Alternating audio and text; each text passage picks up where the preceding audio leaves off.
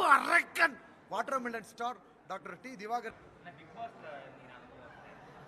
Sir. Big boss எல்லாரும் நினைக்கிறாங்க script ஈஸியா, எல்லாரும் வந்தோடனே சொல்லிட்டாங்க சார் வெயிட் லாஸ் ஆயிட்டீங்களே, உள்ள ரொம்ப டஃப் சார். எந்த ஸ்கிரிப்டும் கிடையாது. பிக் பாஸ் ஹவுஸ்குள்ள நாங்க உள்ள போயிட்டோம்னா எங்களை அடைச்சிருவாங்க.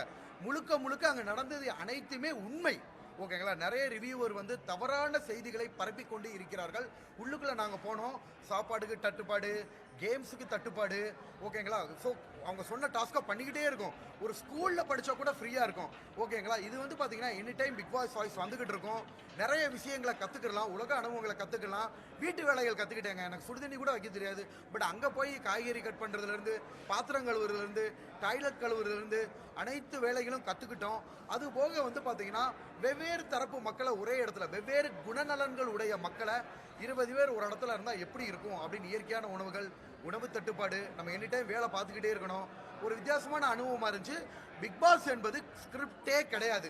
நம்மளை வந்து பார்த்தீங்கன்னா பிக் பாஸ் ஹவுஸ்குள்ளே அடைச்சிட்டாங்கன்னா எந்தவித ஒரு சமூக ஊடகங்கள், வலைதளங்கள் யாரையுமே நம்ம பார்க்க முடியாது, எதுவுமே தெரியாது. ஒன்ஸ் பிக் பாஸ் ஹவுஸில் அடைச்சிட்டாங்கன்னா அங்கே நடக்கும் அனைத்தும் உண்மையே, உள்ளே நடக்கும் விஷயங்கள் அனைத்தும் உண்மையே. உண்மைதாம்மா. மக்கள், பொதுமக்கள் மத்தியில் அவர் வெளியில நிறைய குழந்தைகள் அழுக ஆரம்பிச்சிட்டாங்கம்மா. இப்ப என்ன ஒரு விஷயம் தெரியுமா, நடிப்பு அரக்கன் இதை பச்சை குழந்தையில இருந்து பெரிய ஆட்கள் முடிய பயங்கர வைரல் ஆச்சு. ஃபேமிலி ஆடியன்ஸ் ஃபுல்லா கேட்ச் பண்ணிட்டோம். ஸோ எனக்கு ரொம்ப சந்தோஷம். செல்ல பிள்ளையா தான் வச்சுக்கிட்டாங்கம்மா. என்ன நடந்துச்சு அப்படின்னு தெரியல. நான் எனிவே நம்மளை இவ்வளோ நாள் வச்சு அழகு பார்த்துருக்காங்களா, அதிகமாக ப்ரொமோவில் வந்திருக்கோம், நம்மளை அதிகமாக முகத்தை ஃபோக்கஸ் பண்ணியிருக்காங்க. ஷோவுலேயுமே வந்து உங்களை நல்லா ஜூம் வச்சுருக்காங்க. எல்லாமே வந்து பார்த்தீங்கன்னா மக்கள் மத்தியில் கொண்டு சேர்த்த விஜய் டெலிவிஷனுக்கும் ஜியோ ஹாட்ஸ்டாருக்கும் நன்றியை தெரிவிச்சுக்கிறோமா.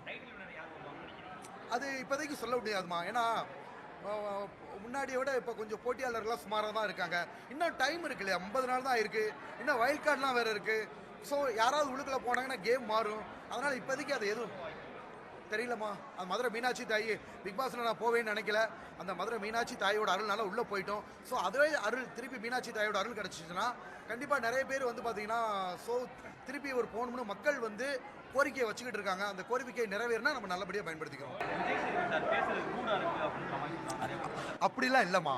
பிக் பாஸை பொறுத்த வரைக்கும் விஜய் சேதுபதி சார் யாருக்குமே பாரபட்சம் இல்லாமல் தான் பேசுவார். இப்போ நானே திட்டு வாங்கியிருக்கேன். நிறைய மக்கள் என்ன சொல்கிறாங்கன்னா, விஜய் சேதுபதி சார் திட்டுறதும் திவாகர் திட்டு வாங்குறதும் பிரின்சிபல் ஸ்டூடெண்ட் மாதிரி எங்களுக்கு பார்க்கறதுக்கு நல்ல ஜாலியாக இருக்குன்னாங்க. அவர் வந்து எல்லாரையும் சரிசமமாக தான் விஜய் சேதுபதி சார் திட்டுறாரு. பர்டிகுலராக யாரையும் பண்ண மாட்டார். அவங்க வேலையே வந்து பார்த்தீங்கன்னா பாரபட்சம் இல்லாமல் இருப்பார். அதே சமயத்தில் எனக்கு நடந்த பிரச்சனைகளுக்கும் விஜய் சேதுபதி சார் குரல் கொடுத்தாரு. ரூடுன்னு கிடையாதுமா.